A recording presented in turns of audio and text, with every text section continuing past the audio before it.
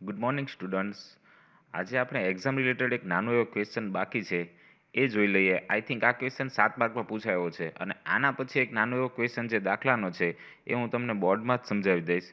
એકદમ easy question છે જે તમને 14 માર્ક બહુ ઇઝીલી કવર કરાવી દેશે. તો જોઈએ આપણે એક્સપ્લેન વર્ચ્યુઅલ મેમરી. એક્ઝામની અંદર ક્વેશ્ચન આવી રીતે તમને 7 માર્કની અંદર પૂછાઈ શકે છે.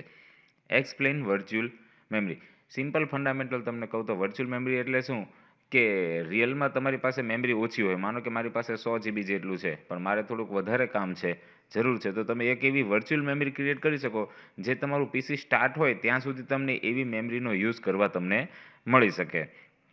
આવી વર્ચ્યુઅલ મેમરી તમે વધારે જ્યારે નેરો નામનું જે સોફ્ટવેર આવે છે એની અંદર તમારે સીડી રાઇટ કરવી હોય ત્યારે માની લો કે મારે પૂરેપૂરી મેમરી મારી પાસે યુઝ છે, હવે સીડી કોપી થાય એટલી પણ જગ્યા નથી, તો એ સોફ્ટવેરની અંદર તમે વર્ચ્યુઅલ મેમરી ક્રિએટ કરીને તમે તમારી એક ઇમેજ ડ્રાઈવ બનાવી શકો છો. પીસી તમારું રિસ્ટાર્ટ થાય એટલે તમારી વર્ચ્યુઅલ મેમરી શું થઈ જાય, રિલીઝ થઈ જાય છે. તો જોઈએ આપણે શું છે virtual memory. Virtual memory is a technique that allows the execution of process that may not be completely in memory. Virtual memory એ એવી ટેકનિક છે કે જે તમને એક્ઝિક્યુશન કરવાની પરમિશન કેવી રીતે આપે છે પ્રોસેસને, તો કે that may not be complete in memory. આ તમારા ફિઝિકલ મેમરીમાં ન હોય તો પણ તમે તમારી પ્રોસેસને એક્ઝિક્યુટ કરી શકો છો. The main visible advantage of this scheme is that programs can be larger than physical memory. The main visible advantage, તમે આનો મેઇન એડવાન્ટેજ શું છે, જે એડવાન્ટેજ તમે જોઈ શકો છો, તો કે this scheme is that programs can be larger than physical memory. ઘણીવાર તમારો પ્રોગ્રામ તમારી ફિઝિકલ મેમરી કરતાં મોટો હોય તો તમે વર્ચ્યુઅલ મેમરી ક્રિએટ કરીને તમે તમારા પ્રોગ્રામનું એક્ઝિક્યુશન કરી શકો છો. Virtual memory is the separation of user logical memory from physical memory. Virtual memory એ શું છે તો કે separation of user logical memory. તમારી જે લોજિકલ મેમરી છે એનો એક પાર્ટ પાડવામાં આવે છે, સેપરેટ એટલે અલગ કરવામાં આવે છે. કોનાથી? તો કે ફ્રોમ ફિઝિકલ મેમરી. યુઝરની જે લોજિકલ મેમરી હોય છે એને ફિઝિકલ મેમરીથી એક અલગ સેપરેટ કરવામાં આવે છે, જેને આપણે શું કહીએ છીએ, virtual memory. This separation allows an extremely large virtual memory to be provided for programmers when only a smaller physical memory is available. This separation એટલે કે તમે જે ફિઝિકલ મેમરીમાંથી લોજિકલ મેમરીને જે સેપરેટ અલગ કરી છે એના દ્વારા તમે શું કરી શકો છો, તો કે extremely large virtual memory to be provided for a programmer. પ્રોગ્રામરને તમે વિચાર્યું હોય એના કરતાં વધારે મોટી વર્ચ્યુઅલ મેમરી તમે પ્રોવાઈડ કરો છો, જેના કારણે when only a smaller physical memory is available. જ્યારે તમારી પાસે ફિઝિકલ મેમરી ઓછી હોય, મીન્સ કે એની સાઇઝ ઓછી હોય, ત્યારે તમે તમારા પ્રોગ્રામ માટે થઈને એક એના જેટ કરતાં વધારે વર્ચ્યુઅલ મેમરી ક્રિએટ કરી શકો છો.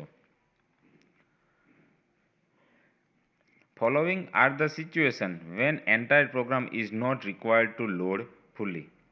અમુક એવી સિચ્યુએશન ક્રિએટ થાય કે જ્યારે તમે આખો પ્રોગ્રામ છે એને તમે તમારી મેમરીમાં લોડ નથી કરી શકતા. કેવી કન્ડિશન છે, તો કે user return error handling routines are used only when an error occurs in the data or computation.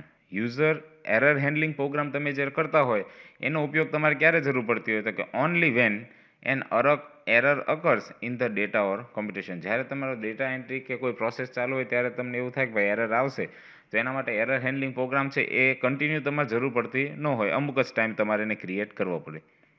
Certain option and features of a program may be use rarely.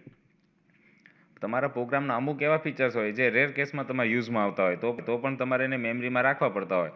તો માનો કે તમારી ફિઝિકલ મેમરી ઓછી હોય તો તમે આવા પ્રોગ્રામને તમારી મેમરીમાં લાવો નહીં, પણ જ્યારે જરૂર પડે ત્યારે વર્ચ્યુઅલ મેમરીથી થ્રુ તમે એને રન કરી શકો.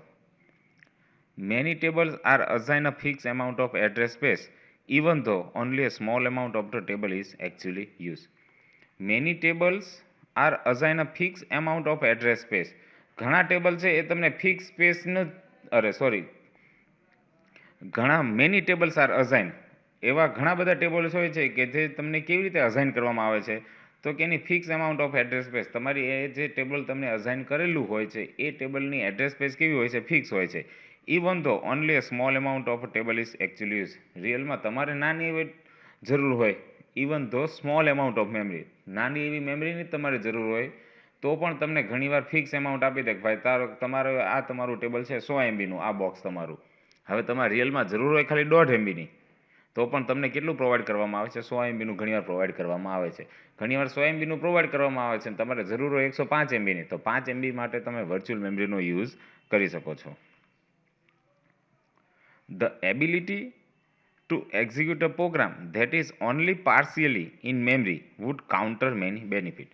The ability to execute a program, તમારા પ્રોગ્રામને એક્ઝિક્યુટ કરવાની જે એબિલિટી તમારી જે છે વર્ચ્યુઅલ મેમરીની વાત થાય છે, that is only partially in memory. એ કેવું હોય છે? પૂરેપૂરું મેમરીમાં હોતું નથી. વર્ચ્યુઅલ મેમરીનો અમુક જ ભાગ છે એ તમારી મેઇન મેમરીમાં હોય છે. પાર્શિયલી એનું ગુજરાતી થાય આંશિક. ઇનટુ બેનિફિટ્સ, એના બેનિફિટ શું છે? Less number of input output would be needed to load or swap each user program into memory. Less number of input output, તમારે ઓછા ઇનપુટ આઉટપુટની જરૂર પડે છે. needed to load or swap each user program into memory.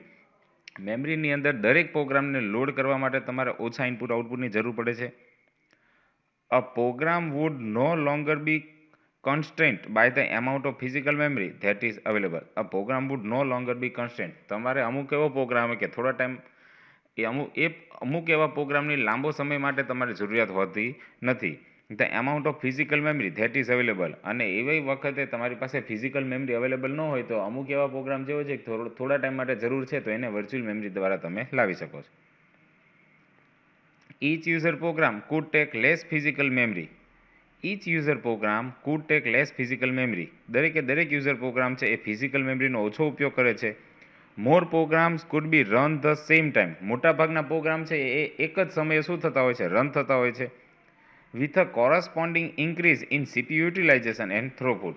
કેવી રીતે? With a corresponding increase in CPU utilization. CPUનો બને એટલો મેક્ઝિમમ યુઝ કરીને, થ્રુપુટ એટલે બને એટલો વારંવાર એનો યુઝ કરીને તમે આવી રીતે તમારા દરેક પ્રોગ્રામ એક સાથે રન કરો તો તમારે ફિઝિકલ મેમરીની ઓછી જરૂર પડતી હોય છે.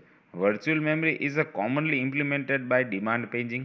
મોટાભાગે એને કોના દ્વારા ઇમ્પ્લિમેન્ટ કરવામાં આવે છે? તો કે ડિમાન્ડ પેજિંગ દ્વારા.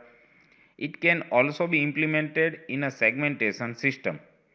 સેગમેન્ટેશન સિસ્ટમ દ્વારા પણ એને ઇમ્પ્લિમેન્ટ કરી શકાય છે. Demand segmentation can also be use to provide virtual memory. Demand segmentation can also be use to provide virtual memory.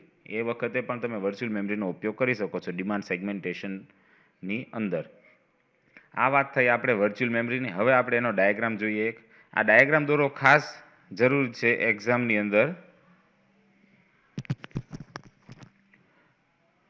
જો ડાયાગ્રામ કઈ રીતે છે તો એક બાજુ તમને પેજીસ આપેલા છે, page 0, page 1, page 2 up to ક્યાં સુધી? તો કે page V means virtual memory છે. આ તમારું મેમરી મેપ છે, આ તમારી ફિઝિકલ મેમરી છે અને આ આપણે અહીંથી આખો બ્લોક છે આપણો.